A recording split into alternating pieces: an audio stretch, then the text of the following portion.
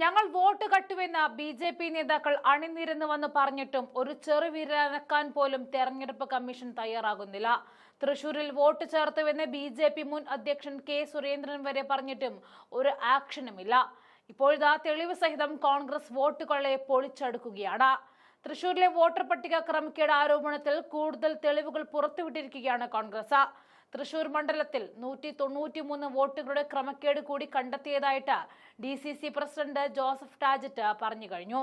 143 voter ഐഡിയുടെ വിവരങ്ങൾ തെരഞ്ഞെടുപ്പ് കമ്മീഷന്റെ സൈറ്റിൽ പരിശോധിച്ചുവെങ്കിലും കിട്ടിയില്ല എന്നും കോൺഗ്രസ് ആരോപിച്ചു കഴിഞ്ഞു.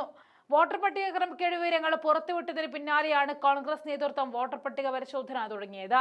തെരഞ്ഞെടുപ്പ് കമ്മീഷനെ അടക്കം വെട്ടിലാക്കുന്ന നിർണായക തെളിവുകളാണ് തൃശൂർ DCC പ്രസിഡന്റ് ജോസഫ് ടാജറ്റ് പുറത്തുവിട്ടത്.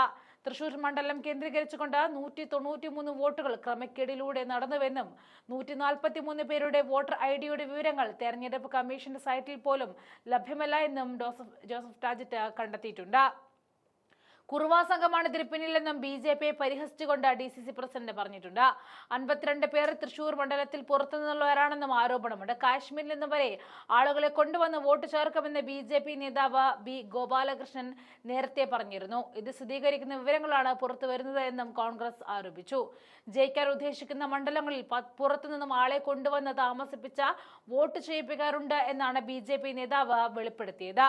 ജയിക്കാൻ ഉദ്ദേശിക്കുന്ന മണ്ഡലങ്ങളിൽ ജമ്മു കാശ്മീരിൽ നിന്നും ആളുകളെ കൊണ്ടുവന്ന് ഒരു വർഷം താമസിപ്പിച്ച് വോട്ട് ചെയ്യിപ്പിക്കും എന്നാണ് വെല്ലുവിളിച്ചത്. ഒരു സംശയവുമില്ല, അത് നാളെയും ചെയ്യും എന്ന് തന്നെയാണ് പരസ്യമായിട്ട് പറഞ്ഞത്. തൃശൂരിൽ വോട്ട് കൊള്ള നടന്നുവെന്ന് സുരേഷ് ഗോപിയുടെ വിജയത്തിന് പിന്നാലെ CPIM-നെ മത്സരിച്ച VS സുനിൽകുമാറും ആരോപിച്ചിരുന്നു. അദ്ദേഹത്തിന്റെ ആരോപണം കോൺഗ്രസിനെ സത്യാന്വേഷണത്തിലേക്കുള്ള പ്രചോദനമായി മാറി. കുറ്റം ചെയ്തുവെന്ന് കോൺഗ്രസ് തെളിയിക്കുകയും BJP ഏറ്റെടുക്കുകയുമാണ് ചെയ്തിട്ടുള്ളതെന്നും പച്ചയ സത്യമാണ്. കോൺഗ്രസ് ഉദ്ധരിച്ച കണക്കുകൾ പ്രകാരം 2019-നും 2024-നും ഇടയിൽ തൃശൂർ 1,46,656 വോട്ടർമാരുടെ അപ്രതീക്ഷിത വർധനവ് ഉണ്ടായിട്ടുണ്ട്. 2019-ലെ 62,318 വോട്ടർമാരുമായി താരതമ്യപ്പെടുത്തുമ്പോൾ 2.35 മടങ്ങ് വർധനവ്. ഈ പെട്ടെന്നുള്ള വർധനവ് 14.83 ലക്ഷത്തിലധികം രജിസ്റ്റർ ചെയ്ത വോട്ടർമാരുള്ള കേരളത്തിലെ ഏറ്റവും വലിയ മണ്ഡലമായ തൃശൂരിനെ മാറ്റി. ജനസംഖ്യാ പ്രവണതകളുമായി അത്തരമൊരു വർധനവ് പൊരുത്തപ്പെടുന്നില്ല എന്നും കോൺഗ്രസ് നേതാക്കൾ വാദിക്കുന്നുണ്ട്.